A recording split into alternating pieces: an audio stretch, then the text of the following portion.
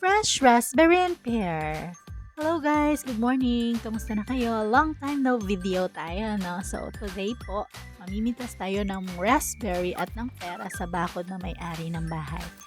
FYI lang po, meron tayong permission to pick or harvest sa kanilang mga fruits. Ito po ngayon ang pipitusin natin is mga raspberry. Titignan natin yung fresh raspberry nila. So it's time to pick. Tulungan niyo po ako mamili kung alin ang mga pwede dito. Sabi nila yung color red. So, dinadahan-dahan ko lang. Napaka-fragile po nilang pitasin. Alam niyo po yung saresa para silang ganun. Another country, dito sa Canada, raspberry. Ayan. Sa Philippines, meron tayo saresa.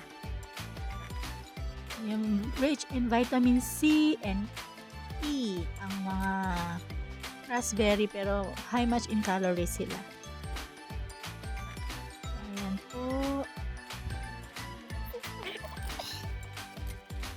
Pinipili ko lang naman yung pinipitas ko. Ako lang din naman yung kakain.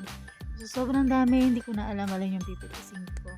Pwede na tayo siguro dun at dadako tayo sa isang puno ng peras. Guys, napakaswerte namin sa may-ari ng bahay dahil hindi sila madamot. Napaka-thankful at grateful po kami. Thank you, Lord, for this opportunity. Ayan. Tingnan niyo po yung puno. May bantay. Yung bubuyog. So, mag-iingat po tayo sa bubuyog dahil pag nakagat tayo niyan, magaang yung balat. Lipat tayo sa kabila at meron tayong nakita na target.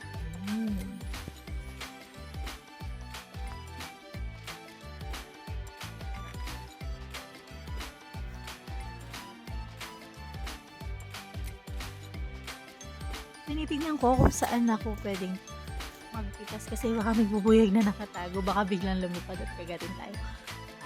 So it's time to pick now, guys. Isa lang naman yung kukunin natin dahil ako lang naman yung kakain ng prutas bago tayo nanangalian. So sa hindi sinasadya, ayan, sa sobrang hinog nila nalaglag pati yung niya. There you go, one pair. Thank you so much sa aming landlord na napakabait. Ito na po, it's time to eat now. So, ito po yung raspberry. Ang lasa po niya medyo maasim, no? Matamis. Parang strawberry. Ito naman po yung peras. Siyempre peras, natural na peras. Napakalutong. Thank you for watching, guys. See you on my next video. Bye-bye. Miss you all. Love ya.